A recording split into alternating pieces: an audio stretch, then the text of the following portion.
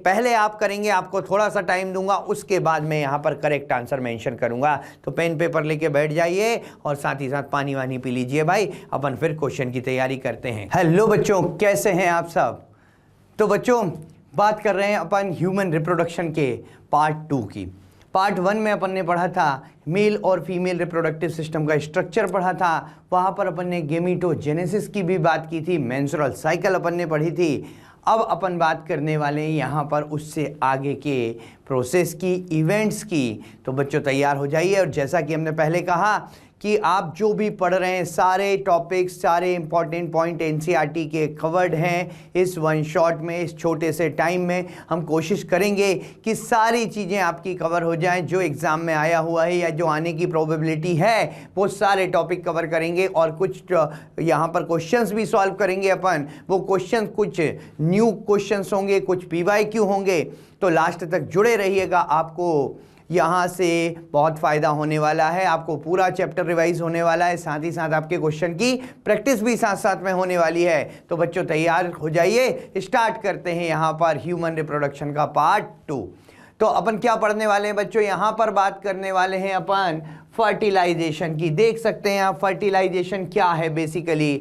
यहाँ पर स्पर्म आया, एग, स्पर्म का न्यूक्लियस एग के न्यूक्लियस से फ्यूज हुआ और क्या फॉर्म हो गया? जाइगोट फॉर्म हो गया। यही प्रोसेस अपन फर्टिलाइजेशन कह रहे हैं कि स्पर्म आप देख सकते हैं ये एग का न्यूक्लियाई है, सेकेंडरी oocyte का। तो यहां से दोनों के न्यूक्लियस फ्यूज होंगे। जैसे ही स्पर्म एंटर करेगा, ये सेकेंडरी oocyte की मियोसिस 2 पूरी होगी और ये क्या बन जाएगा? ओवम। और उसके बाद जो है इन दोनों के न्यूक्लियाई फ्यूज होंगे और क्या बन जाएगा? जाइगोट बन जाएगा, डिप्लॉइड जाइगोट बन जाएगा। तो इसी प्रोसेस को अपन क्या कह रहे हैं बच्चों? इसी प्रोसेस को हम कह रहे हैं फर्टिलाइजेशन। तो process of fusion of sperm with an ovum is called fertilisation. ठीक है, तो ये वाली बात क्लियर है। ओवम कब बना? पहले तो ये सेकेंडरी oocyte था, जैसे ही स्पर्म ने एंट्री ली इसके साइटोप्लाज्म में और ये ओवम बन चुका है। अब मियोसिस 2 कंप्लीट हो चुकी है, जो कि मेटाफेज 2 में रुकी थी। दोनों के न्यूक्लियाई फ्यूज हो गए और जाइगोट बन चुका। इसी प्रोसेस को हम क्या कह रहे हैं? फर्टिलाइजेशन। अब बात करें साइट क्या है फर्टिलाइजेशन की, कहां पर होता है फर्टिलाइजेशन? तो अपन पढ़ चुके हैं फर्टिलाइजेशन एम्पुला में होता है। आपको पहले भी बताया था एम्पुला में होता है। और इसके पहले एनसीईआरटी ने एम्पुलरी इस्थमिक जंक्शन दिया था। तो अगर एम्पुला ना दिया हो ऑप्शन में तो सेकंड आपकी चॉइस, सेकंड प्रेफरेंस क्या जाएगा? Ampullary isthmic junction. क्लियर है बात यहां तक? चलिए फिर अपन बात कर रहे हैं। फिर एनसीईआरटी कहती है कि fertilisation can only occur if the ovum and sperm are transported simultaneously to ampullary region. ध्यान रखिए, फर्टिलाइजेशन कब होगा? जब यहां पर स्पर्म और ओवम एक साथ कहां पर जाएंगे? एम्पुलरी रीजन में जाएंगे। मतलब अगर हर इसी कारण से all copulation not lead to fertilization. क्या हर कपुलेशन फर्टिलाइजेशन करेगा? क्या यह स्टेटमेंट सही है? नहीं, हर कपुलेशन से फर्टिलाइजेशन नहीं होगा। फर्टिलाइजेशन तो तभी होगा बच्चों जब एम्पुला पर स्पर्म और एग दोनों एक साथ पहुंचेंगे, तभी जाकर फर्टिलाइजेशन होने वाला है। क्लियर है इतनी बात? तो ध्यान से समझते रहिए, चीज़ों को रिकॉल करते रहिए, चीज़ों को याद करते रहिए। एनसीईआरटी का डायग्राम आपके सामने है। क्या होगा? सबसे पहले स्पर्म एग के कांटेक्ट में आएगा। भाई ओव्यूलेशन हुआ था तब आपको ध्यान होगा सेकेंडरी oocyte निकल के आया था, लेकिन सेकेंडरी oocyte के साथ साथ जोना पेलुसिडा और कोरोना रेडिएटा भी थी। जोना पेलुसिडा भी थी यहाँ पर और कोरोना रेडिएटा भी थी। तो स्पर्म का जो हेड होता है उसमें एक्रोसोम अपन पढ़ते हैं। एक्रोसोम में कुछ एंजाइम्स होते हैं जिनको हम क्या कहते हैं? स्पर्म लाइसिन्स कहते हैं। क्या कहते हैं? Sperm lysine. और इस स्पर्म लाइसिन में ये ग्रुप ऑफ एंजाइम होते हैं स्पर्म लाइसिन, जिसमें 3 तरह के एंजाइम हैं। एक तो है हाइलुरोनिडेज, दूसरा है सीपीई, सीपीई या कोरोना पेनिट्रेटिंग एंजाइम, तीसरा है जोनालाइसिन। थर्ड एंजाइम कौन सा है? जोनालाइसिन और एक्रोसिन। तो यहां पर क्या स्पर्म डायरेक्ट एंटर हो गया, स्पर्म के हेड में जो एक्रोसोम था उसमें हाइलुरोनिडेज था, उसने कोरोना रेडिएटा के बीच में जो हाइलुरोनिक एसिड से जुड़ी हुई थी कोरोना रेडिएटा, उसको हाइलुरोनिक एसिड को डिसॉल्व किया। उसके बाद कोरोना पेनिट्रेटिंग एंजाइम की हेल्प से स्पर्म ने कोरोना रेडिएटा को पेनिट्रेट किया। किसके कांटेक्ट में आया, ज़ोना पेलुसिडा के। और ज़ोना पेलुसिडा के कांटेक्ट में जब आता है तो यहां पर कंपैटिबिलिटी रिएक्शन होती है। कंपैटिबिलिटी रिएक्शन होगी, फर्टिलाइजिन और एंटी फर्टिलाइजिन रिएक्शन होगी, फर्टिलाइजिन एंड एंटी फर्टिलाइजिन। जैसे ताला चाबी होते हैं, बिल्कुल वही वाला कॉन्सेप्ट है कि भाई स्पर्म यहां पर ज़ोना पेलुसिडा के ऊपर है फर्टिलाइजिन और स्पर्म के हेड के ऊपर है उसका कॉम्प्लीमेंट्री एंटी फर्टिलाइजिन। जब दोनों मैच कर जाएंगे, जब दोनों ताला और चाबी मैच कर जाएंगे, तब जाकर ज़ोना लाइसिन काम करेगा और ये स्पर्म ज़ोना पेलुसिडा को पेनिट्रेट करके और इसके साइटोप्लाज्म में एंटर कर जाएगा। सेकेंडरी oocyte के, जिसको इन जनरल टर्म में ओवम लिखा हुआ है, सेकेंडरी oocyte के साइटोप्लाज्म में एंटर करेगा। लेकिन ये रिएक्शन कंपैटिबिलिटी रिएक्शन होने के बाद, अगर मान लीजिए ह्यूमन के एग के ऊपर जो फर्टिलाइजिन है, स्पर्म के ऊपर स्पीसीज दूसरी है मान लीजिए, उसके स्पर्म के हेड के ऊपर एंटी फर्टिलाइजिन होगा, लेकिन वो उसका कॉम्प्लीमेंट्री नहीं होगा। उसका एंटी फर्टिलाइजिन उस स्पीसीज के फर्टिलाइजिन के कॉम्प्लीमेंट्री होगा। मतलब उसके पास चाबी तो होगी, लेकिन चाबी उसकी स्पीसीज के ताले के लिए होगी मोस्ट ऑफ द केसेस में। कुछ एक्सेप्शन है इसमें, ठीक है ना, लेकिन मोस्ट ऑफ दी केसेस में जो चाबी होती है वो उसके स्पीसीज के ताले के लिए होती है, तो वो उसी के स्पीसीज के ताले से रिएक्शन करेगा, तभी जाकर ज़ोना पेलुसिडा को पेनिट्रेट करेगा। लेकिन ह्यूमन की बात करें तो ह्यूमन के एग का फर्टिलाइजिन एंटी फर्टिलाइजिन मैच करेगा और तीसरा एंजाइम ज़ोना लाइसिन काम करेगा, जिसकी हेल्प से ये स्पर्म ज़ोना पेलुसिडा को पेनिट्रेट करते हुए कहाँ आ जाएगा, इस सेकेंडरी oocyte के साइटोप्लाज्म में। और सेकेंडरी oocyte के साइटोप्लाज्म में आएगा, उस समय यहाँ पर ज़ोना पेलुसिडा जो होगी ये जिसका डीपोलराइजेशन हो जाएगा। ज़ोना पेलुसिडा का क्या हो जाएगा, ध्यान से सुनिएगा, जो चीज़ नहीं पता है उसको नोट भी कर लीजिएगा कि ज़ोना पेलुसिडा का क्या हो जाएगा, डीपोलराइजेशन हो जाएगा, जिसको फास्ट ब्लॉक कहते हैं। क्या कहते हैं, fast block to prevent polyspermy. Fast block to prevent polyspermy. Polyspermy मतलब entry of more than one sperm. तो एक से ज्यादा स्पर्म की एंट्री को रोकने के लिए यहां पर क्या होगा, ज़ोना पेलुसिडा का डीपोलराइजेशन हो गया, जिससे कि बाकी स्पर्म भी कांटेक्ट में आए होंगे, लेकिन वो कंपैटिबिलिटी रिएक्शन कंप्लीट नहीं कर पाएंगे। तो वो ज़ोना लाइसिन की हेल्प से इसको पेनिट्रेट करके अंदर नहीं आएंगे, क्योंकि किसी एक स्पर्म ने कंपैटिबिलिटी रिएक्शन कर ली पूरी, तो उसी तुरंत ही क्या हुआ, ज़ोना पेलुसिडा का डीपोलराइजेशन हो गया। अब वो दूसरे स्पर्म के लिए रिस्पॉन्ड नहीं करेगी। तो एक ही स्पर्म एंटर किया यहाँ पर, और एंटर करने के बाद इस सेकेंडरी oocyte की मियोसिस 2 पूरी करवाई उसने, और ये ओवम बन गया। मियोसिस 2 पूरी होके क्या बन गया, ओवम बन गया।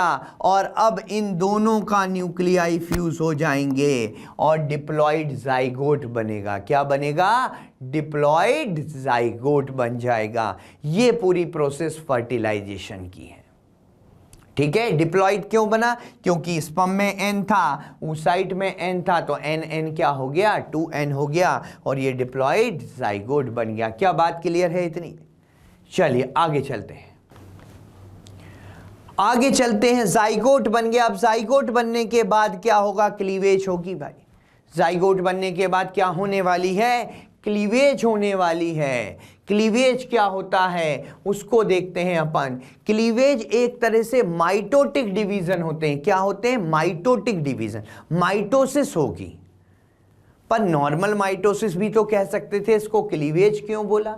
देखिए क्लीवेज में एनसीईआरटी क्या लिखती है, the mitotic division start as the zygote moves through the isthmus of oviduct called cleavage towards the uterus. मतलब कह रहा है कि जैसे ही एम्पुला वाले पार्ट में हम कह रहे हैं कि फर्टिलाइजेशन कहां पर हुआ, फर्टिलाइजेशन इस पार्ट में हुआ, ये जो एम्पुला वाला पार्ट था यहां फर्टिलाइजेशन हुआ। जैसे ही फर्टिलाइजेशन हुआ तुरंत ही डिवीजन स्टार्ट हो गई, क्लीवेज स्टार्ट हो गई। जब ये जाइगोट इधर मूव कर रहा है, यूट्रस की तरफ मूव कर रहा है इस्थमस से होता हुआ, तो ये डिवीजन हो रहे हैं। इसी डिवीजन को हम क्या कहते हैं, क्लीवेज कहते हैं। और क्लीवेज कहां पर होती है, अगर आपसे पूछा जाए कहां स्टार्ट होती है, तो क्लीवेज फैलोपियन ट्यूब में ही स्टार्ट होती है, just after the fertilisation. Fertilisation के तुरंत बाद जो है वो क्लीवेज स्टार्ट हो जाएगी। और ये क्लीवेज कौन से डिवीजन है, माइटोटिक डिवीजन है। कौन से, माइटोसिस है। लेकिन नॉर्मल माइटोसिस और क्लीवेज में डिफरेंस क्या है भाई, नॉर्मल माइटोसिस में तो क्या होता है, एक से दो बन जाते हैं, दो से फिर 4 बनती हैं सेल। ये नॉर्मल माइटोसिस है जिसमें सभी का साइज इसके पेरेंटल सेल के बराबर होगा। सभी का साइज क्या होगा, पेरेंटल सेल के बराबर होगा। मतलब यहां साइटोप्लाज्म, इसमें यहां डबल हो गया, यहां साइटोप्लाज्म फिर डबल हो गया। लेकिन क्लीवेज में ऐसा नहीं होता। क्लीवेज में क्या होता है, तो क्लीवेज में ये होता है कि एक सेल है, मान लीजिए क्लीवेज में क्या होता है भाई, क्लीवेज में ये होगा कि एक सेल है, मान लीजिए यहां पर ये सिंगल सेल है। जब ये डिवाइड होगी तो इसका साइटोप्लाज्म भी डिवाइड होगा, ये 2 सेल बनेंगी। मतलब दोनों का साइटोप्लाज्म मिला के 1 के बराबर होगा। फिर डिवीजन होगा तो फिर साइटोप्लाज्म फिर आधा आधा हो जाएगा। मतलब चारों का साइटोप्लाज्म मिलके इस 1 के बराबर होगा। मतलब साइटोप्लाज्म नहीं बढ़ता, डीएनए कंटेंट बढ़ता है, न्यूक्लियस इंक्रीज होते हैं, लेकिन क्लीवेज में साइटोप्लाज्म का अमाउंट नहीं बढ़ता। जो साइटोप्लाज्म एक सेल में था वही डिवाइड होता जाता है। इस डिवीजन को, ऐसी माइटोसिस को हम क्या कहते हैं, क्लीवेज कहते हैं। और क्लीवेज में जो सेल्स बनती है उन सेल्स को हम ब्लास्टोमियर्स कहते हैं। क्या कहते हैं, ब्लास्टोमियर्स। जो भी सेल क्लीवेज में बनेगी वो सेल क्या कहलाएगी, ब्लास्टोमियर कहलाती हैं। ठीक है। अब डिवाइड कर करके क्या होगा, 1 से 2 सेल बनेगी, 2 से 4 बनेगी, 4 से 8 बनेगी, 8 से 16 बनेगी। और यही 8 से 16 ब्लास्टोमियर की स्टेज क्या कहलाती है, आपके सामने 8 to 16 सेल की स्टेज यहां पर क्या कहलाएगी बच्चों, ये 8 to 16 सेल की स्टेज। फटाफट आंसर दीजिए। 8 to 16 सेल की स्टेज को हम क्या कहते हैं, मोरुला कहते हैं। क्या कहते हैं, मोरुला। जो सॉलिड बॉल लाइक स्ट्रक्चर होता है, सॉलिड बॉल की तरह स्ट्रक्चर होता है, अभी अपन डायग्राम से भी देखेंगे, उसको मोरुला कहते हैं। फिर मोरुला के अंदर एक कैविटी बन जाती है। मोरुला के अंदर क्या बन जाती है, एक कैविटी। पहले तो सॉलिड बॉल होती है, कोई कैविटी नहीं होती। फिर उसके बाद क्या होता है, उसके अंदर कैविटी भी बनने लगती है। मोरुला कंटिन्यूसली डिवाइड करता है, उसके अंदर कैविटी बन जाती है। और इस स्ट्रक्चर को हम क्या कहते हैं, इस स्ट्रक्चर को आपके सामने क्या कहते हैं बच्चों, बताइए। इस स्ट्रक्चर को हम कहते हैं ब्लास्टोसिस्ट कहते हैं। जब सॉलिड बॉल थी तो मोरुला था, जब कैविटी बन गई तो ब्लास्टोसिस्ट था। ठीक है ना, ब्लास्टुला भी कहते हैं। ह्यूमन के केस में हम ब्लास्टोसिस्ट यूज करते हैं तो उसको ब्लास्टोसिस्ट कहते हैं। ठीक है, तो सिंपल सी प्रोसेस है समझने में। तो the blastomere in the blastocyst. अब कह रहा है कि ब्लास्टोसिस्ट में जो ब्लास्टोमियर होते हैं, एनसीईआरटी कहती है कि आउटर लेयर ट्रोफोब्लास्ट बन जाती है और उसकी इनर ग्रुप ऑफ सेल्स जो होती है उसको इनर सेल मास कहते हैं। मतलब जो देखिए, पहले तो क्या था भाई, पहले तो यहां पर ये था सॉलिड बॉल लाइक स्ट्रक्चर था, जिसको अपन ने क्या बोला था, मोरुला कहा था। क्या बोला था, मोरुला। और चारों तरफ ये लेयर जोना पेलुसिडा की है और अभी इसके चारों तरफ कोरोना रेडिएटा भी होगी, क्योंकि स्पर्म इसको पेनिट्रेट करके अंदर आया था। ये कोरोना रेडिएटा डीजनरेट नहीं हुई थी, स्पर्म ने केवल इसको पेनिट्रेट किया था और अंदर आया था। तो ये स्ट्रक्चर तो मोरुला होता है, ठीक है, जिसमें 8 to 16 सेल्ड स्ट्रक्चर है, चारों तरफ जोना पेलुसिडा भी है और कोरोना रेडिएटा भी है। जब ये धीरे धीरे यूट्रस की तरफ आएगा, उसी समय कोरोना रेडिएटा जो आपके सामने है ये डीजनरेट हो जाती है, और ये जब यूट्रस की में पहुंचता है तो केवल क्या होती है, जोना पेलुसिडा बसती है इसके चारों तरफ, और यहाँ पर इसमें कैविटी भी बन जाती है। ये सेल हो गई, हमने कहा ब्लास्टोसिस्ट में जो आउटर लेयर है वो आउटर लेयर क्या बनाती है, ट्रोफोब्लास्ट बनाती है। क्या बनाती है, ट्रोफोब्लास्ट। यही एनसीईआरटी लिख रही है कि आउटर लेयर क्या बनाएगी, ट्रोफोब्लास्ट, और अंदर एक कॉर्नर पे सेल का ग्रुप इकट्ठा हो जाता है, इसको कहते हैं, ये बनाती है इनर सेल मास। क्या बनाएगी, इनर सेल मास बनाती है। और इसके अंदर जो ये कैविटी है, ये कैविटी क्या कहलाती है, तो ये आपकी कैविटी ब्लास्टोसील कहलाती है, और इस स्ट्रक्चर को हम ब्लास्टोसिस्ट कहते हैं। क्या कहते हैं, ब्लास्टोसिस्ट कहते हैं। ये स्ट्रक्चर ब्लास्टोसिस्ट का है, ठीक है। फिर क्या होता है भाई इसके बाद ब्लास्टोसिस्ट, देखिए आगे देखते हैं। पहले तो हमने कहा क्लीवेज क्या है, माइटोटिक डिवीजन है। इसमें क्या हुआ कि पहले तो हुआ फर्टिलाइजेशन, फर्टिलाइजेशन के बाद फर्टिलाइज्ड एग जो है वो जाइगोट बन गया, जाइगोट में डिवीजन हुआ, क्लीवेज हुई, तो पहले एक सेल से 2 सेल बनी, 2 सेल से 4 सेल बनी, 4 सेल से 8 to 16 सेल की स्टेज बनी मोरुला। फिर मोरुला में कैविटी बन गई अंदर, इस कैविटी को ब्लास्टोसील कहा। आउटर लेयर क्या बन गई, ट्रोफोब्लास्ट, और ये जो इनर मास दिख रहा है इसको इंटरनल सेल मास या एनसीईआरटी इनर सेल मास कहती है। ये स्ट्रक्चर ब्लास्टोसिस्ट का है। लेकिन ध्यान रखिए अभी इसके चारों तरफ जोना पेलुसिडा बची है। ये पेलुसिड जोन लिखा है, ये जोना पेलुसिडा है जो अभी बची हुई है। धीरे धीरे ब्लास्टोसिस्ट साइज में बढ़ते जाएगा, साइज में बढ़ेगा तो जोना पेलुसिडा पे प्रेशर पड़ेगा, जोना पेलुसिडा रप्चर होगी, जोना पेलुसिडा क्या होगी, रप्चर होगी, और ये ब्लास्टोसिस्ट जोना पेलुसिडा से बाहर निकल जाएगा। स्क्वीज होता हुआ, सिकुड़ता हुआ ये ब्लास्टोसिस्ट, जैसे ये जोना पेलुसिडा थी, अंदर ब्लास्टोसिस्ट था, ये ऐसे स्क्वीज होता हुआ बाहर निकलता है। नॉर्मली तो ये बाहर निकलते टाइम टूटता नहीं है, जब ये टूट जाता है तभी ट्विंस बनते हैं। आइडेंटिकल ट्विंस जो बनते हैं ना, वो आइडेंटिकल ट्विंस इसी से बनते हैं, जब ये निकलते टाइम 2 पार्ट में स्प्लिट हो गया था। लेकिन नॉर्मल प्रोसेस की बात करें तो ये टूटता नहीं है, ये बाहर निकल गया, जोना पेलुसिडा से बाहर निकल गया भाई। जोना पेलुसिडा से जब ये बाहर निकल गया तो बाहर निकलने के बाद ये यूट्राइन वॉल से जाकर चिपक गया। इसी को इम्प्लांटेशन कहते हैं। क्या कहते हैं, इसी प्रोसेस को हम क्या कहते हैं, इसी प्रोसेस को हम इम्प्लांटेशन कहते हैं। तो द ट्रोफोब्लास्ट लेयर, ट्रोफोब्लास्ट मतलब बाहर वाली लेयर, किससे अटैच हो रही है, यूट्रस की इनर मोस्ट लेयर से। इनर मोस्ट लेयर कौन सी है, एंडोमेट्रियम, ठीक है। और जो इनर सेल मास था, जो अंदर वाला मास था भाई, एक तो ट्रोफोब्लास्ट थी चारों तरफ और अंदर इनर सेल मास था, तो ट्रोफोब्लास्ट तो जाके चिपक गई किससे, एंडोमेट्रियम से, और ये जो इनर सेल मास है इसने एम्ब्रियो बना लिया। क्या बना लिया इस इनर सेल मास ने, एम्ब्रियो। और फिर उसके अटैचमेंट के बाद यूट्राइन सेल कंटिन्यूसली डिवाइड होगी और ब्लास्टोसिस्ट को कवर कर लेगी। जैसे यहाँ पर ये यूट्राइन वॉल में गया, यूट्राइन वॉल से चिपक गया, धीरे धीरे यूट्राइन सेल डिवाइड करती हैं, एंडोमेट्रियम से चिपका, और यूट्राइन सेल क्या करती हैं, ये डिवाइड करके इसको अपने अंदर ले लेती हैं, इसको अपने अंदर ले लेती हैं। दिखा हुआ है इन कवर्स दी ब्लास्टोसिस्ट, ब्लास्टोसिस्ट को क्या कर लिया इसने, कवर कर लिया।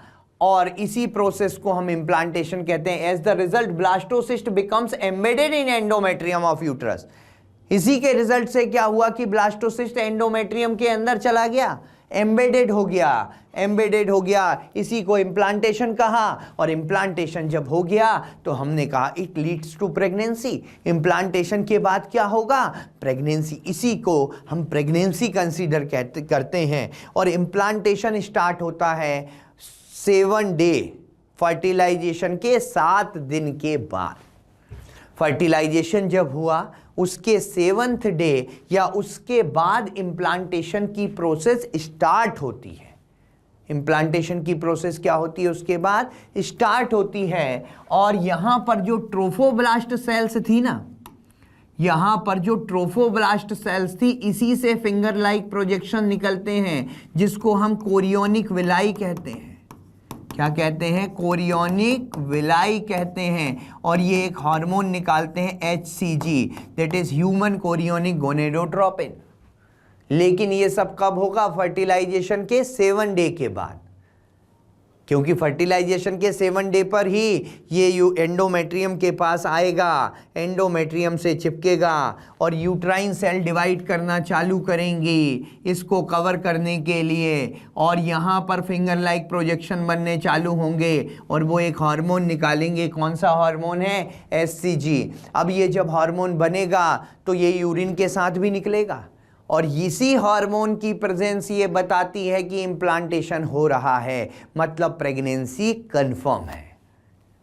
इसी हार्मोन की प्रेजेंस, यूरिन टेस्ट करते हैं ना भाई, यूरिन टेस्ट करते हैं, आपने देखा होगा वो किट होती है, ठीक है, प्रेगा न्यूज़ वगैरह जो किट आती हैं उसमें यूरिन की कुछ ड्रॉप डालते हैं जिससे पता चलता है कि प्रेगनेंसी है या नहीं। तो वो यूरिन में किसकी प्रेजेंस बेसिकली ढूंढ रहे होते हैं, HCG की, क्योंकि HCG तब निकलेगा अगर फर्टिलाइजेशन के बाद इम्प्लांटेशन चालू हुआ होगा। लेकिन फर्टिलाइजेशन होने के तुरंत बाद प्रेगनेंसी कंफर्म नहीं होगी, 7 डे के बाद अगर टेस्ट करेंगे तब कंफर्म होगी। क्यों, क्योंकि उसी समय तो कोरियोनिक विलाई बनने चालू हुए होंगे और HCG निकलना चालू हुआ होगा। तो यूरिन में HCG की प्रेजेंस क्या दिखाती है, प्रेगनेंसी टेस्ट का बेसिस होती है। HCG का फुल फॉर्म क्या है, ह्यूमन कोरियोनिक गोनेडोट्रोपिन। क्लियर है बात।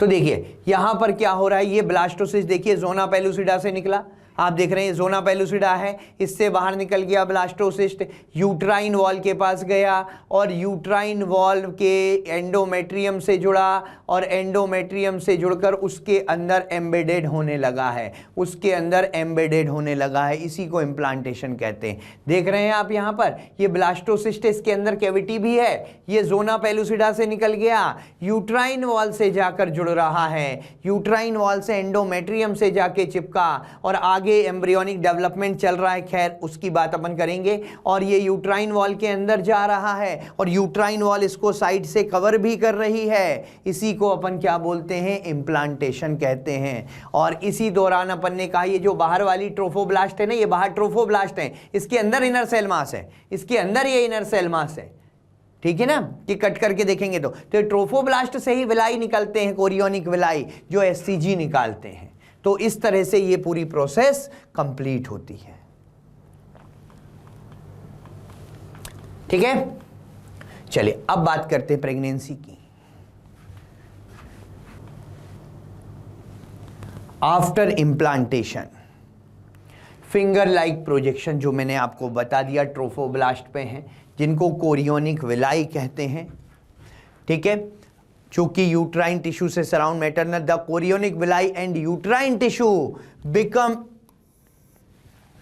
इंटरडिजिटेड, मतलब यूट्रस के टिश्यू और कोरियोनिक विलाई जो कि ब्लास्टोसिस्ट का पार्ट था वो आपस में जुड़ते हैं, आपस में जुड़ते हैं और ज्वाइंटली एक स्ट्रक्चर फॉर्म करते हैं जो कि फंक्शनल यूनिट है between developing embryo and maternal body, जिसको हम कहते हैं प्लासेंटा।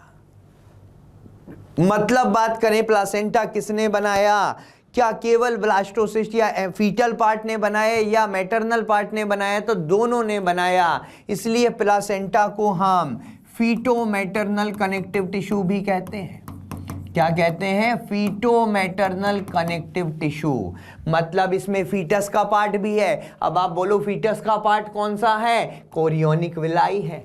मदर की बॉडी का पार्ट भी है, मदर की बॉडी का पार्ट कौन सा है, यूट्राइन टिश्यू है। इन दोनों ने मिलकर प्लासेंटा बनाया है जो कि फंक्शनल यूनिट है। फिर एनसीईआरटी क्या कहती है कि भाई प्लासेंटा क्या काम करता है, क्या फंक्शन है प्लासेंटा के। तो फंक्शन में देखिए आपके सामने कि placenta facilitate the supply of oxygen and nutrient to the embryo and also removal of CO2 and excretory waste. ठीक है, मतलब प्लासेंटा क्या करेगा, प्लासेंटा एक तो न्यूट्रिशन का काम करेगा, मदर के ब्लड से न्यूट्रिशन फीटस को ले जाके देगा, फीटस में ऑक्सीजन चाहिए वो ले जाके देगा, फीटस में जो CO2 बनी और एक्सक्रीटरी वेस्ट बने वो प्लासेंटा के थ्रू ही मदर ब्लड में आएंगे और मदर की बॉडी के थ्रू बाहर निकलेंगे। ठीक है, मतलब एक्सक्रीशन का काम कर रहा है, न्यूट्रिशन का काम कर रहा है भाई, रेस्पायरेशन का काम कर रहा है, एक्सक्रीशन का काम कर रहा है, और ये एंडोक्राइन ग्लैंड का भी काम करता है क्योंकि कई सारे हार्मोन सीक्रेट करता है। जैसे एक अपन ने पढ़ा HCG, भाई HCG निकला। अच्छा HCG का काम क्या है, HCG निकला तो समझ में आ गया, यूरिन में आने लगा तो समझ में भी आ गया, प्रेगनेंसी हो गई, पर वो यूरिन में निकलने के लिए तो नहीं निकला था ना, वो तो ब्लड में बन रहा है तो यूरिन में भी निकल रहा है, बात समझ में आ रही है। लेकिन HCG का काम क्या है, HCG का काम है, HCG का काम है, क्या काम है कि LH corpus luteum, corpus luteum क्या निकालता है आपको पता होगा, LH की वजह से कॉर्पस ल्यूटियम बना होता है और कॉर्पस ल्यूटियम निकालता है progesterone plus oestrogen. Normal case में तो क्या होता है कि ये जो प्रोजेस्टेरॉन होता है वो LH को नेगेटिव फीडबैक देता है और कॉर्पस ल्यूटियम डीजनरेट हो जाता है और प्रोजेस्टेरॉन एस्ट्रोजन कम हो जाते हैं और मेंसुरेशन, मेंसेस, ब्लीडिंग चालू हो जाती है। लेकिन प्रेगनेंसी में कॉर्पस ल्यूटियम को बचाना है, यहां पर भी केस तो वही होगा, प्रोजेस्टेरॉन बढ़ेगा तो LH को नेगेटिव फीडबैक मिलेगा, LH का निकलना बंद होगा। लेकिन अगर कॉर्पस ल्यूटियम गायब हो गया, प्रोजेस्टेरॉन कम हो गया तो इम्प्लांटेशन नहीं रहेगा, एबॉर्शन हो जाएगा तुरंत ही। तो HCG क्या करता है, इस कॉर्पस ल्यूटियम को बचा कर रखता है, इसलिए HCG को कॉर्पस ल्यूटियम ऑफ प्रेगनेंसी भी कहते हैं कि LH कम होने के बाद भी HCG कॉर्पस ल्यूटियम को डीजनरेट नहीं होने देता, कॉर्पस अल्बिकन्स में कन्वर्ट नहीं होने देता, ये इसको बचा कर रखता है। इसलिए HCG को कॉर्पस ल्यूटियम ऑफ प्रेगनेंसी भी कहा जाता है और यही corpus luteum continuously progesterone oestrogen secrete करता रहेगा क्योंकि progesterone is the hormone of pregnancy. Pregnancy का हार्मोन किसको कहते हैं, प्रोजेस्टेरॉन को कहते हैं। तो इसका बने रहना बहुत जरूरी है क्योंकि प्रोजेस्टेरॉन ही एंडोमेट्रियम को मेंटेन करके रखेगा और जब तक प्रोजेस्टेरॉन रहेगा तब तक प्रेगनेंसी रहेगी, अदरवाइज तो एंडोमेट्रियम डीजनरेट होगी, मेंसेस, ब्लीडिंग स्टार्ट हो जाएगी और एबॉर्शन हो जाएगा। तो प्रोजेस्टेरॉन को बचाने के लिए किसको बचाना पड़ेगा, कॉर्पस ल्यूटियम को। और कॉर्पस ल्यूटियम कैसे बचेगा जब LH कम हो गया, प्रोजेस्टेरॉन ज्यादा होगा तो LH तो कम होगा ही होगा भाई। लेकिन LH को अब LH की एब्सेंस में भी इसको बचाना है, उसका काम कौन करता है, HCG करता है। कौन करता है, HCG करता है। बात करते हैं दूसरे हार्मोन की, ह्यूमन प्लासेंटल लैक्टोजन, HPL भी निकलता है भाई, IPL नहीं है, ध्यान रखना है ना, IPL आने वाले नहीं तो तुम IPL के उसमें डूबे हो। तो HPL है ह्यूमन प्लासेंटल लैक्टोजन, ये मेमरी ग्लैंड की ग्रोथ तो करवाता ही है, मिल्क सिंथेसिस में, मिल्क प्रोडक्शन में तो हेल्प करता है, साथ में मैटरनल बॉडी की इंसुलिन सेंसिटिविटी को कम कर देता है, मैटरनल बॉडी की इंसुलिन सेंसिटिविटी को कम कर देता है। अब आप कहोगे इंसुलिन सेंसिटिविटी कम क्यों करी भाई, अब आप लॉजिक लगाओ इसका, सोचो क्यों करी। इंसुलिन का काम क्या होता है पहले तो ये सोचो, सेल से ग्लूकोज के यूटिलाइजेशन को बढ़ाना, सेल से ज़्यादा ग्लूकोज को यूज़ करवाना, यही इंसुलिन का काम है। लेकिन इसने मैटरनल बॉडी की इंसुलिन सेंसिटिविटी को कम कर दिया। तो मदर बॉडी की जो सेल्स हैं वो ज़्यादा ग्लूकोज यूज नहीं कर पाएंगी। और क्यों नहीं करने देना है? जिससे एडिशनल ग्लूकोज फीटस को मिले प्लासेंटा के थ्रू। अदरवाइज मैटरनल बॉडी ने पूरा ग्लूकोज यूज कर लिया तो फीटस के लिए कुछ बचेगा ही नहीं। तो मैटरनल बॉडी से ग्लूकोज यूज करने को, ग्लूकोज यूटिलाइजेशन को कम करवाना पड़ेगा, तभी तो वो एडिशनल ग्लूकोज फीटस को मिलेगा। तो उसके लिए इंसुलिन सेंसिटिविटी को कम करना पड़ेगा मैटरनल बॉडी की। ये HPL का काम है।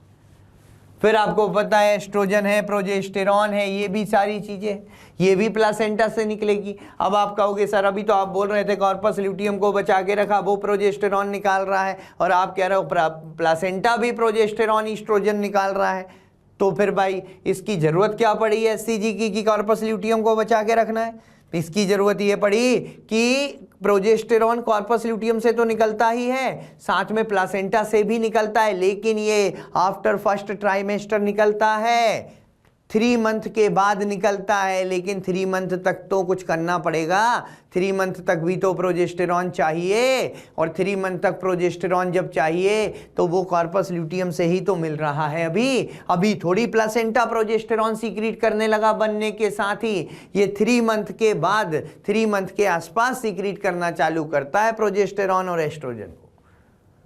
ठीक है ना, बात क्लियर है?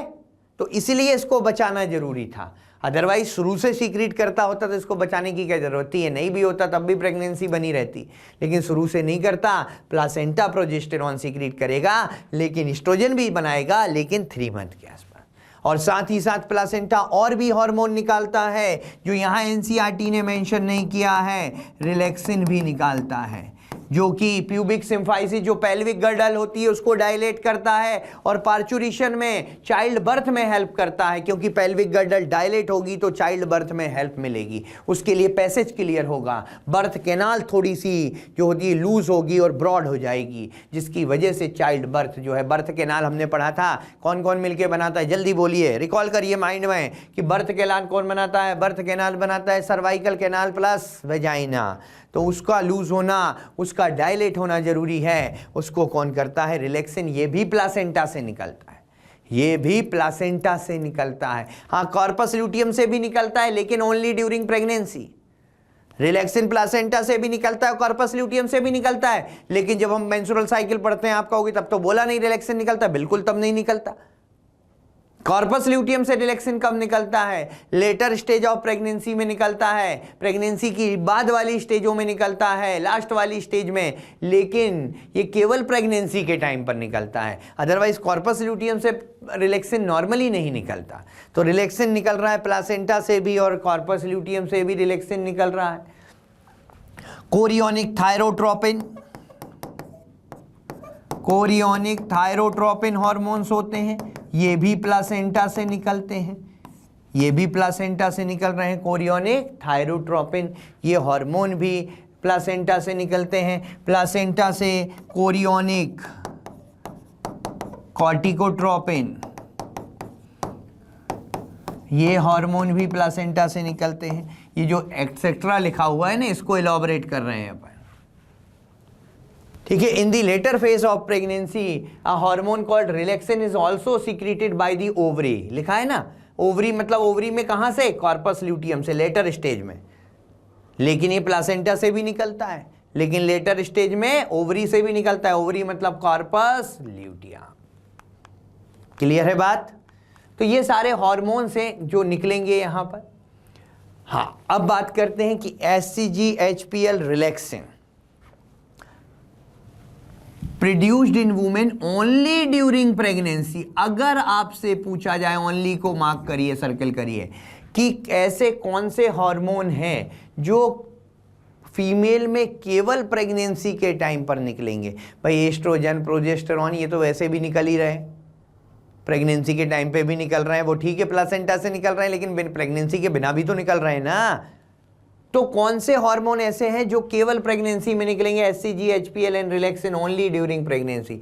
इन addition during pregnancy the level of other hormone like estrogen, progesterone, cortisol, prolactin, thyroxine are increased several fold in maternal blood.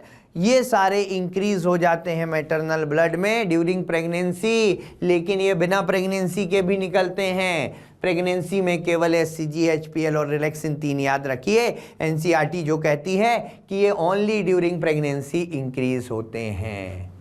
ठीक है, अब देखिए यहाँ पर NCERT का डायग्राम, ये एम्ब्रियोनिक डेवलपमेंट यहाँ पर चल रहा है। देखिए ये यहाँ पर प्लासेंटा है, ये विलाई है, जो कोरियोनिक विलाई होते हैं ना वो है। अब ये जो एम्ब्रियो है ये प्लासेंटा से जुड़ा होता है एक कॉर्ड के थ्रू, जिसको कहते हैं umbilical cord with its vessels. इनमें ब्लड वेसल्स हैं, तभी तो मैटरनल ब्लड से प्लासेंटा के थ्रू न्यूट्रिशन एम्ब्रियो में आ रहा है, ऑक्सीजन आ रही है और गैसेस वगैरह जा भी रही हैं, एक्सक्रीटरी वेस्ट जा रहे हैं, तो इनमें ब्लड वेसल्स तो होंगी। इनमें 2 आर्टरी और 1 वेन होती है। क्या होती है? 2 आर्टरी प्लस 1 वेन होती है इसके अंदर। किसके अंदर? अम्बिलिकल कॉर्ड के अंदर। तो अगर आपसे पूछा जाए कि प्लासेंटा से एम्ब्रियो किसके थ्रू जुड़ा हुआ है, फीटस जो है, एम्ब्रियो जो है वो अम्बिलिकल कॉर्ड के थ्रू जुड़ा हुआ है, जिसमें कि 2 आर्टरी और 1 वेन होती है।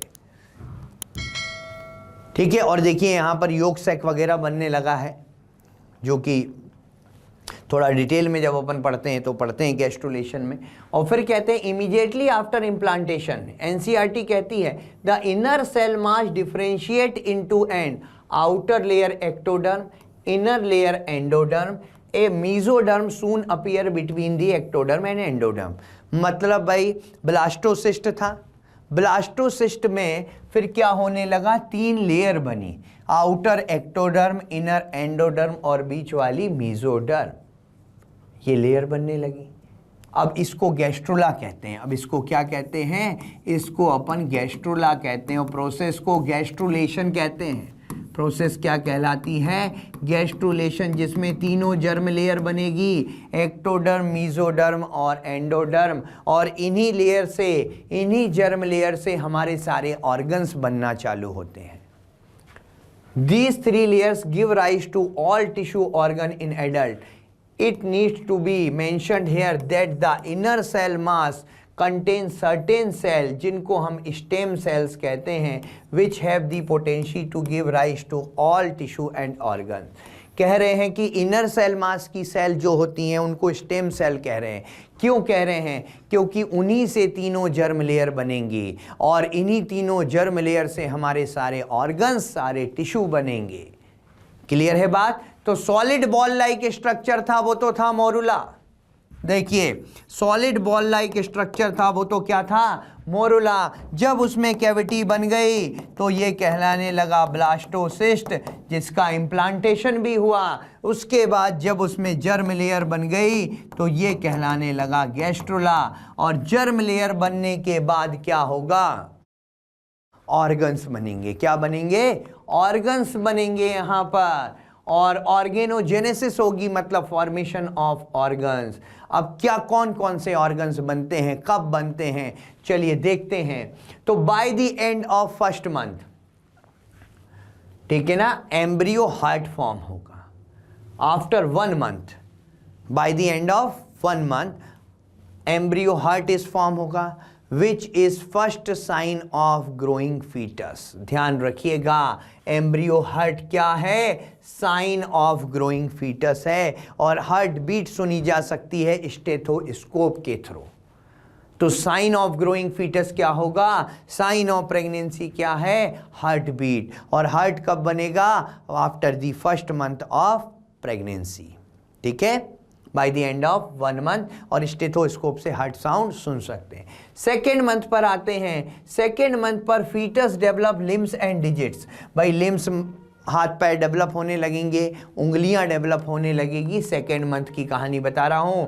फिर आते हैं, चलिए by the end of first trimester. First trimester मतलब 12 weeks, 12 weeks, first 3 month, 4 week का 1 मंथ लेते हैं तो 12 वीक्स के बाद most of the major organ system are formed, for example limbs and external genitalia were developed. भाई second month में तो लिम्स और डिजिट बननी चालू हुई थी, थर्ड मंथ तक आते आते ये पूरी तरह से डेवलप हो चुकी हैं और एक्सटर्नल जेनाइटेलिया भी बन गया है। इसलिए थर्ड मंथ के बाद सेक्स का पता चल जाता है कि मेल है या फीमेल है, बट उसकी टेक्निक को मतलब जो ऑर्गन्स होते हैं बेसिकली जेनाइटल ऑर्गन देख के पता चल जाता है। लेकिन इसको इलीगल है, इंडिया में कंप्लीटली बैंड है कि जो है लिंग निर्धारण या बोलते हैं या सेक्स डिटर्मिनेशन कहते हैं, वो कंप्लीटली इलीगल है। ना तो 3 मंथ के बाद वो बताया डिस्क्लोज किया जा सकता है और ना ही एमनियोसेंटेसिस के थ्रू डिस्क्लोज किया जा सकता है, क्योंकि एमनियोसेंटेसिस को भी बैन कर दिया है इंडिया में। तो ठीक है, तो ये कंप्लीटली इलीगल है। लेकिन हाँ, यहाँ पढ़ने के लिए बता रहा हूँ कि after the first trimester external genitalia भी बन जाता है। और फर्स्ट मूवमेंट कब होगा? 5th month 20 weeks. First movement कब होगा? फर्स्ट मूवमेंट वो बोलते हैं ना बच्चा पेट में लात मार रहा है, भाई वो वाला खेल कब होगा, वो वाला काम कब होगा? तो the first movement of foetus and appearance of hairs on head, head पर हेयर्स भी आ जाते हैं थोड़े थोड़े, ये कब होता है? 5th month. 5th मंथ मतलब कौन सा वीक है? ये 20 वीक्स की बात कर रहा है। कब की बात कर रहा है? 20 वीक्स की बात कर रहा है। ठीक है, और 24 वीक्स की बात करें, सेकेंड ट्राइमेस्टर हो गया भाई साहब। इसमें बॉडी के ऊपर फाइन हेयर्स आ जाते हैं, आईलिड सेपरेट हो जाती हैं। ये जो आईलिड होती हैं पहले चिपकी होती हैं, फिर वो अलग अलग होने लगती हैं और आई लैशेस डेवलप होने लगती हैं। और by the end of 9 month, by the end of 9 month foetus is fully developed and ready for birth, ready for delivery. ठीक है, तो ये ऑर्गेनोजेनेसिस की बात थी कि कौन कौन से ऑर्गन बनते हैं, कब बनते हैं, इंपॉर्टेंट है, अच्छे क्वेश्चन पूछे गए हैं इस पर। चलिए अब बात करते हैं पार्चुरेशन। भाई parturition child birth, embryo develop हो गया, 9 मंथ हो गए, अब बर्थ ही तो होगी, बर्थ ही बची है ना। तो द एवरेज ड्यूरेशन प्रेगनेंसी कितना? 9 मंथ लेते हैं, जिसको अपन गेस्टेशन पीरियड भी कहते हैं।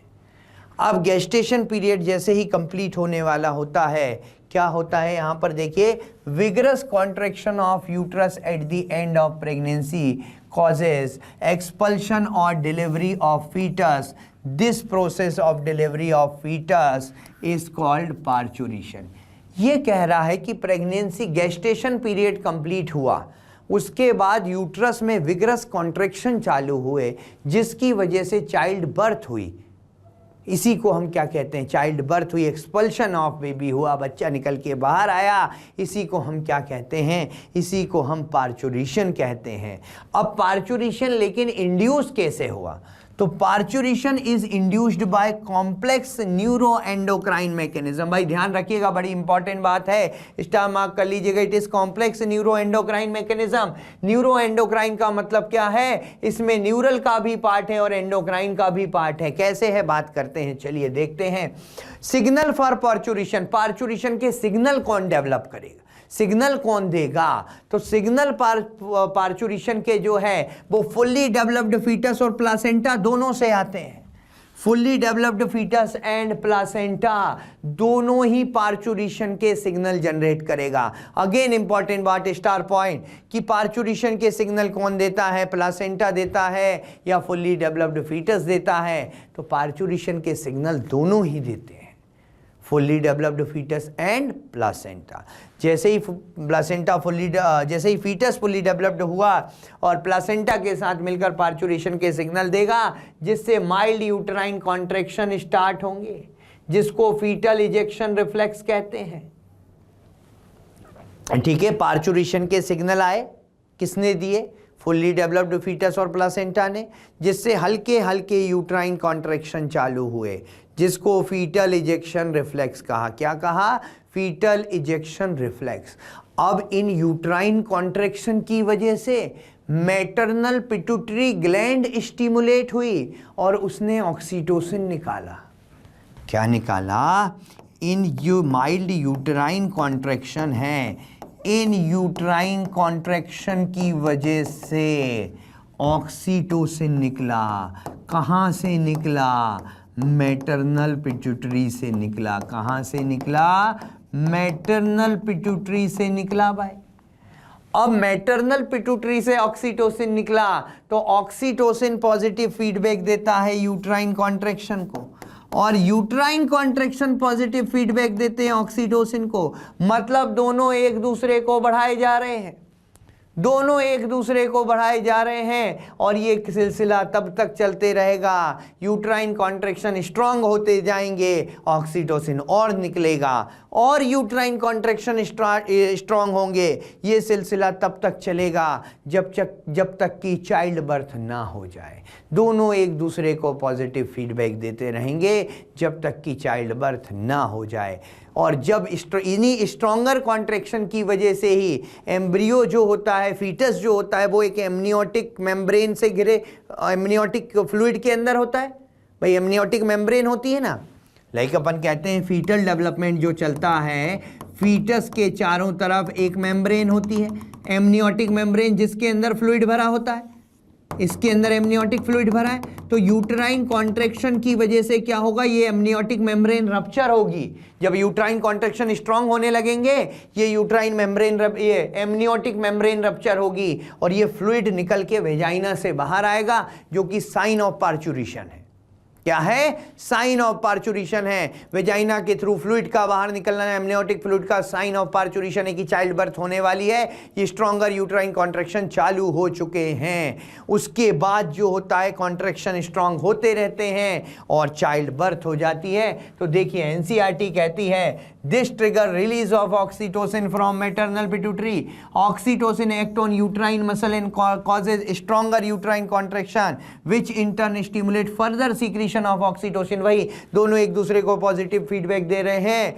This stimulatory reflex between the uterine contraction and oxytocin secretion continue होते रहेंगे। स्ट्रॉन्गर और स्ट्रॉन्गर कॉन्ट्रैक्शन होंगे, और कब तक होंगे? जब तक कि एक्सपल्शन ऑफ बेबी ना हो जाए, अब through the uterus, through the birth canal. इसी को पार्चुरेशन कहते हैं। Soon after the infant delivered the placenta is also expelled out the uterus. तो मतलब क्या होता है? जैसे ही चाइल्ड बर्थ हो गई, चाइल्ड बर्थ होने के बाद 15 to 20 मिनट्स के बाद अराउंड ऑलमोस्ट प्लासेंटा भी टूटकर बाहर आ जाता है, प्लासेंटा भी टूटकर बाहर आ जाएगा। तो ये पूरी प्रोसेस थी पार्चुरेशन की। आप देख सकते हैं जब चाइल्ड बर्थ होती है तो ये एमनियोटिक मेम्ब्रेन है, ये रप्चर हो चुकी थी। अब इससे जो है ये फीटस या जो बेबी है वो बाहर आता है एक्सपल्शन के थ्रू। सबसे पहले हेड बाहर आता है, पहले हेड बाहर आता है, और ये अम्बिलिकल कॉर्ड जो है, जो प्लासेंटा से जुड़ी हुई है, इस कॉर्ड को कट करना पड़ता है। इस कॉर्ड को, इस अम्बिलिकल कॉर्ड को कट किया जाता है। फिर नॉर्मल ब्रीथिंग और सर्कुलेटरी सिस्टम, इसका नॉर्मल वाला सर्कुलेशन चालू होता है। ठीक है, फीटल सर्कुलेशन अलग होता है जैसा कि आप जानते होंगे, और नॉर्मल सर्कुलेशन। तो ये अम्बिलिकल कॉर्ड को कट करेंगे, जैसे ही ये बाहर आएगा, हेड पहले बाहर आएगा नॉर्मली। ठीक है, अम्बिलिकल कॉर्ड को कट करेंगे, उसके बाद चाइल्ड बर्थ हो गई, उसकी ब्रीथिंग स्टार्ट होगी, सांस लेना स्टार्ट होगा। क्योंकि पहली बार बच्चा सांस कब लेता है? बर्थ के बाद लेता है, जब अम्बिलिकल कॉर्ड को कट किया जाता है उसके बाद। ठीक है, वो ब्रीथिंग स्टार्ट करेगा, उसका सर्कुलेशन जो है फीटल सर्कुलेशन से नॉर्मल सर्कुलेशन पे स्विच होगा, और फिर उसके बाद ये जो प्लासेंटा जो बचा होगा अंदर ही, और ये अम्बिलिकल कॉर्ड कट करिए तो अम्बिलिकल कॉर्ड का कुछ पार्ट भी तो बचा होगा। यूट्रस, यूट्राइन वॉल, ठीक है, इस तरीके से बनाइए। ये फूली हुई है, क्या पेट फूला हुआ है, हम वो खैर अपन उस पर ज़्यादा डिटेल में नहीं जा रहे हैं। तो यहाँ पर ये है प्लासेंटा, ठीक है, ये हो गया बच्चा, अंदर ही है अभी। अब ये किसके थ्रू जुड़ा हुआ है? प्लासेंटा से। ये जुड़ा हुआ है अम्बिलिकल कॉर्ड के थ्रू। अब अम्बिलिकल कॉर्ड को कट किया, चाइल्ड बर्थ हो गई। देखिए हो रही है, चाइल्ड बर्थ हो गई, अम्बिलिकल कॉर्ड को कट कर दिया। अब ये जो पार्ट बचा हुआ है, ये प्लासेंटा भी और अम्बिलिकल कॉर्ड का भी तो बचा हुआ पार्ट है, रिमेनिंग पार्ट, इसको जो है 15 to 20 मिनट्स के बाद ये भी यूट्रस से डिटैच हो जाएगा और ये भी वेजाइना के थ्रू बाहर निकल जाएगा। फिर चाइल्ड बर्थ हो गई भाई। चाइल्ड बर्थ के बाद अब क्या होने वाला है? लैक्टेशन, बच्चे को ब्रेस्ट फीडिंग करानी है। तो the mammary gland of female undergo differentiation during pregnancy and start producing milk toward the end of pregnancy by the process called lactation. This helps in mother in feeding the newborn the milk produce during. हाँ, तो अब पहले तो ये बात करें। देखो, mammary gland की ग्रोथ किसने कराई? पहली बात तो ये आता है, क्वेश्चन बड़े अजीब से आते हैं इसमें। मेमरी ग्लैंड की ग्रोथ कौन कराता है? ध्यान रखना, मेमरी ग्लैंड की ग्रोथ कराने के लिए प्रोजेस्टेरॉन प्लस एस्ट्रोजन रिस्पॉन्सिबल है। मेमरी ग्लैंड की ग्रोथ के लिए प्रोलैक्टिन नहीं है रिस्पॉन्सिबल, क्या है? प्रोजेस्टेरॉन प्लस एस्ट्रोजन, ये मेमरी ग्लैंड की ग्रोथ करवाते हैं। मिल्क प्रोड्यूस कौन करवाता है? प्रोलैक्टिन। मिल्क का सीक्रेशन भी कौन करवाता है? प्रोलैक्टिन। ध्यान रखना, क्या कह रहा हूं मैं? Production, milk production and secretion. कई लोग इसमें कंफ्यूज रहते हैं, तो ध्यान रखना, मिल्क प्रोडक्शन और सीक्रीशन कौन करवाता है?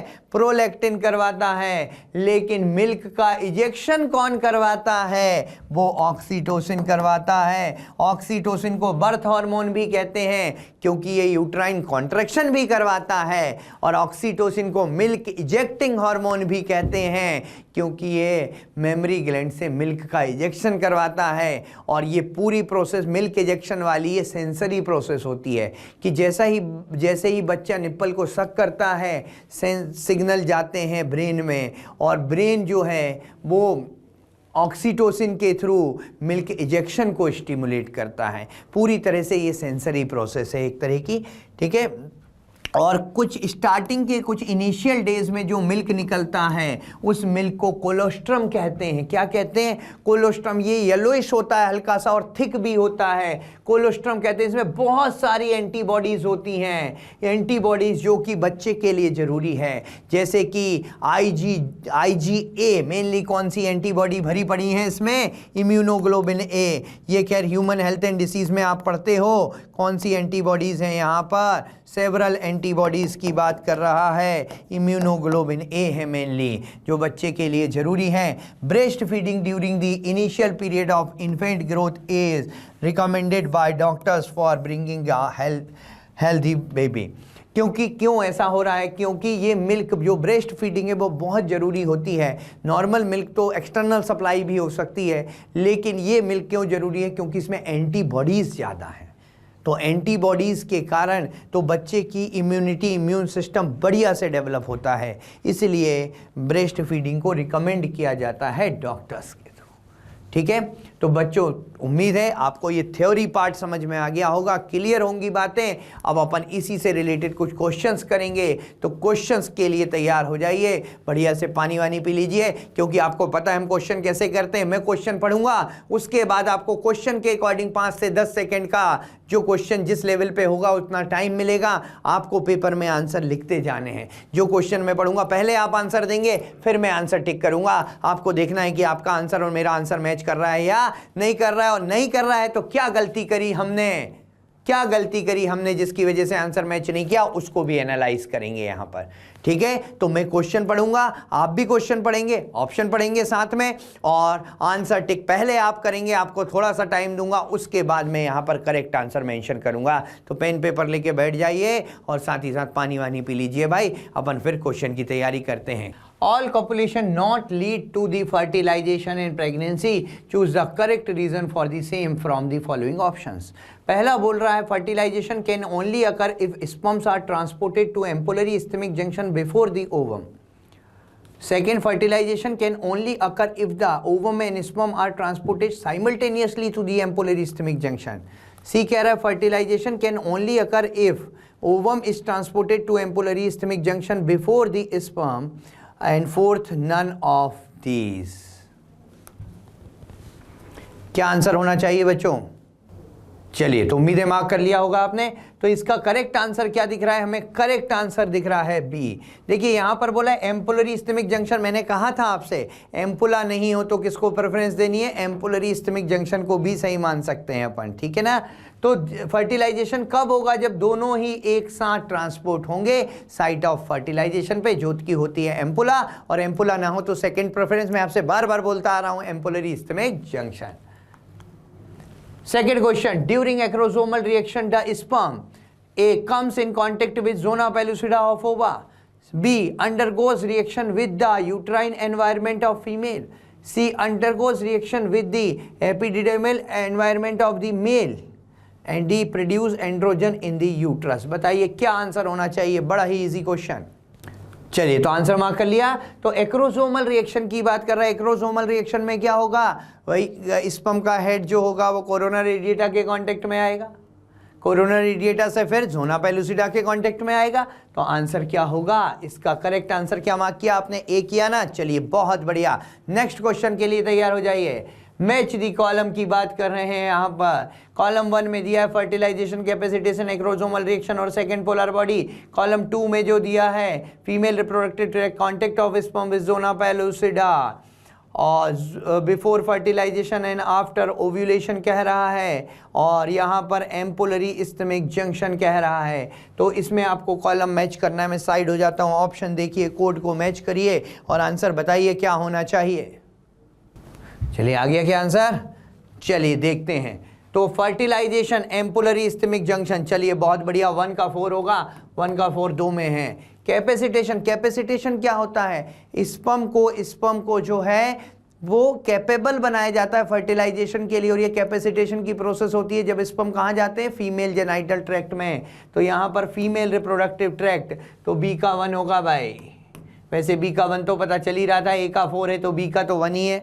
एक्रोसोमल रिएक्शन तो अभी पढ़ा, contact of sperm with zona pellucida, मतलब क्या आ जाएगा यहाँ पर? 2 के बीच में टाई था, लेकिन अब बी का क्या, सी का क्या आ जाएगा? सी का सेकंड आ जाएगा। सी का क्या आ जाएगा? सेकंड आ जाएगा। तो ऑप्शन बी जीतता हुआ दिखाई दे रहा है।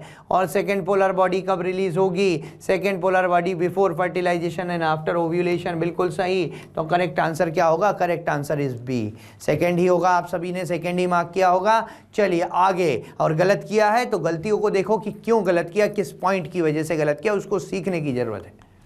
नेक्स्ट क्वेश्चन आपके सामने, the blastomere in the blastocyst are arranged in, A कह रहा है an outer trophoblast and inner cell mass, B कह रहा है outer cell mass and inner trophoblast, C कह रहा है outer cell mass and inner cell mass, and D none of these. बताइए फटाफट, इसका तो पढ़ने के साथ ही आंसर आ जाना चाहिए आपका।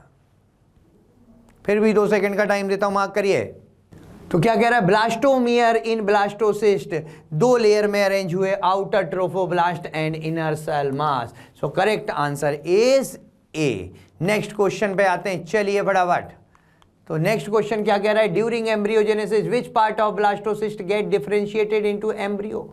कह रहा है A trophoblast, B inner cell mass, C morula, and D both A and B. बताइए क्या आंसर होना चाहिए? तो यहां कह रहा है एम्ब्रियोजेनेसिस में कौन सा पार्ट एम्ब्रियो बनाएगा? तो ब्लास्टोसिस्ट की हमें पता है आउटर लेयर तो ट्रोफोब्लास्ट बनाती है जो इम्प्लांटेशन में हेल्प करेगा, और इनर सेल मास एम्ब्रियो बनाता है जो गैस्ट्रोला की गैस्ट्रुलेशन में हेल्प करेगा, एक्टोडर्म, एंडोडर्म एंड मेसोडर्म। तो correct answer is B. Next question की तरफ चलते हैं। Next question, the embedding of blastocyst in the endometrium of uterus is called, A pregnancy, B lactation, C embryogenesis, D implantation. जल्दी फटाफट बताइए answer क्या होना चाहिए। 2 सेकंड का क्वेश्चन है ये, तो पढ़ते ही आंसर आ जाना चाहिए। So correct answer is D implantation. Next question आपके सामने, refer to the figure showing transport of ovum, fertilisation, passage of growing embryo through Fallopian tube. The figure is followed by 4 statement, choose the incorrect statement about this. इस फिगर की बात कर रहा है। ये जो फिगर है एनसीईआरटी का फिगर है, आपको पता है। इसके लिए इनकरेक्ट स्टेटमेंट की बात कर रहा है। पहला कह रहा है A second meiotic division of secondary oocyte occur after fertilization. Second कह रहा है the embryo with 8 to 16 blastomere is called morula. Third कह रहा है the trophoblast layer of blastocyst get embedded in endometrium. And fourth कह रहा है the cell of inner cell mass differentiate to form embryo. तो क्या ढूंढना है आप देख लीजिए, इसमें हमको इनकरेक्ट फाइंड करना है। इस डायग्राम से रिलेटेड क्वेश्चन है, लेकिन डायग्राम का इंपॉर्टेंस नहीं है। आप 4 स्टेटमेंट देखकर भी यहाँ पर इनकरेक्ट बता सकते हैं। तो बताइए इसमें कौन सा इनकरेक्ट है। चलिए देखते हैं। तो पहला statement the second meiotic division of secondary oocyte occur after fertilisation, ये वाली बात गलत है, क्योंकि ये फर्टिलाइजेशन से पहले होगा, दोनों के न्यूक्लियाई फ्यूज होने से पहले होगा सेकेंड मियोटिक डिवीजन, तो तभी तो ओवम बनेगा और स्पर्म और ओवम के न्यूक्लियाई फ्यूज होंगे और डिप्लॉइड जाइगोट बनेगा। सो करेक्ट आंसर इज ए। तो यही लगाया होगा आप सबने भी, ठीक है। और अगर कुछ और लगाया है तो सोचिए कि क्यों लगाया है। चलिए next assertion reason, assertion all copulation do not lead to fertilization in pregnancy। reason कह रहा है fertilization can only occur if the ovum and sperm are transported। बताइए आंसर क्या होगा। simultaneously to ampullary ischemic junction, answer क्या होगा A B C D में से। चलिए तो यहां पर आंसर क्या होगा, ऑल कॉपुलेशन फर्टिलाइजेशन और प्रेगनेंसी नहीं करते। उसका रीजन फर्टिलाइजेशन कब होगा, जब स्पर्म और ओवम साथ में एम्पुलरी इस्थिमिक जंक्शन या एम्पुला पे आएंगे। सो करेक्ट आंसर क्या होगा, correct answer is A. Correct explanation भी है इसका, ठीक है। नेक्स्ट क्वेश्चन पे आते हैं। चलिए assertion the blastomere in the blastocyst are arrange into trophoblast and inner cell mass. Reason कह रहा है एनसीईआरटी की लाइन से the trophoblast layer gets attached to the endometrium. अब बताइए ए बी सी डी में से क्या आंसर होना चाहिए। तो करेक्ट आंसर आ गया होगा। करेक्ट आंसर क्या होगा, करेक्ट आंसर इज बी, कि दोनों स्टेटमेंट करेक्ट हैं, बट सेकंड वाला पहले का रीजन नहीं है। दोनों स्टेटमेंट अपने आप में अलग अलग बातें कह रहे हैं। ओके, तो नेक्स्ट क्वेश्चन की तरफ चलते हैं। तैयार है। नेक्स्ट क्वेश्चन पे आते हैं। Several hormones like HCG, HPL, estrogen, progesterone are produced by A Fallopian tube, B pituitary gland, C ovary and D placenta. भाई 2 सेकंड का क्वेश्चन पढ़ते पढ़ते आंसर आना चाहिए। क्या आंसर होगा, correct answer is D. Next question आपके सामने, मैच दी कॉलम। पहले में chorionic villi, placenta, umbilical cord, ovary. Second में secrete relaxin hormone, finger like projection, structural and functional unit between foetus and mother, and fourth connects embryo to placenta. Options आपके सामने हैं, code match करिएगा यहाँ पर और आंसर बताइए। चलिए आ गया होगा आंसर आपका। चलिए देखते हैं। कोरियोनिक विलाई क्या कह रहा है, फिंगर लाइक प्रोजेक्शन। तो ए का तो 2 हो गया भाई, 2 के बीच में टाई चल रहा है। चलिए प्लासेंटा, प्लासेंटा क्या है, structural and functional unit between foetus and mother, ठीक है। बी का 3 टाई है भाई साहब। सी पे आते हैं। Umbilical cord connects embryo to placenta. D का 4 ये आ गया भाई साहब, सी का 4 आ गया। और ओवरी क्या हो गया, सीक्रेट रिलैक्सिन हार्मोन, बिल्कुल कॉर्पस ल्यूटियम। सो करेक्ट आंसर क्या है, correct answer is A. Next question के लिए तैयार। नेक्स्ट क्वेश्चन आपके सामने, यहाँ पर एक फिगर दिया हुआ है। How will the removal of A in the figure affect the growth of foetus. Removal of A को रिमूव कर दें तो फीटस की ग्रोथ कैसे अफेक्ट होगी। पहला कह रहा है secretion of HCG hormone will stop.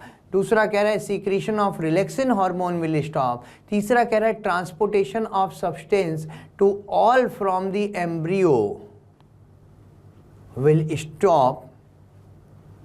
And D कह रहा है ऑल ऑफ दीज। तो देखिए क्या कह रहा है क्वेश्चन, ए को हटा दें। ए को हटा दें मतलब अम्बिलिकल कॉर्ड को हटा दिया तो क्या होगा, क्या एचसीजी हार्मोन बनना रुक जाएगा, नहीं। एचसीजी प्लासेंटा है तो बन जाएगा, कोई दिक्कत नहीं है। क्या रिलैक्सिन हार्मोन बनना रुकेगा, रिलैक्सिन भी डायरेक्ट रीजन नहीं होगा, वो बाद में रुकेगा, वो वाली बात अलग है। सीधा transportation of substance to and from the embryo will stop, बिल्कुल सही है। तो आंसर सी होगा।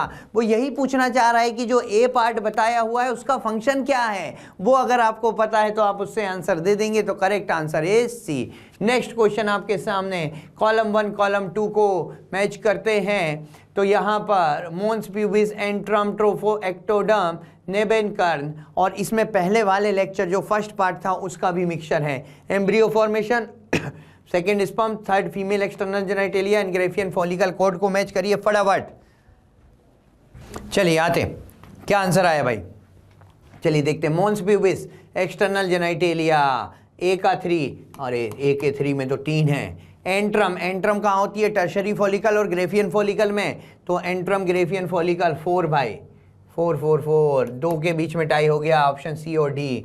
चलिए सी, ट्रोफोएक्टोडर्म, वो ट्रोफोब्लास्ट वाली बात कर रहा है। ट्रोफोब्लास्ट को ही ट्रोफोएक्टोडर्म कहते हैं, जो ब्लास्टोसिस्ट में ट्रोफोब्लास्ट बनती है उसी को ट्रोफोएक्टोडर्म कहते हैं। एम्ब्रियो फॉर्मेशन, चलिए 1 पे आ गए। और नेबेनकन, नेबेनकन क्या होता है? मैंने आपको बताया था जब स्पर्म का स्ट्रक्चर पढ़ रहे थे, वर्ड यूज किया था, जो माइटोकॉन्ड्रिया की रिंग होती है मिडल पीस में, उसको नेबेनकन कहते हैं। तो नेबेनकन स्पर्म में होती है, so correct answer is D.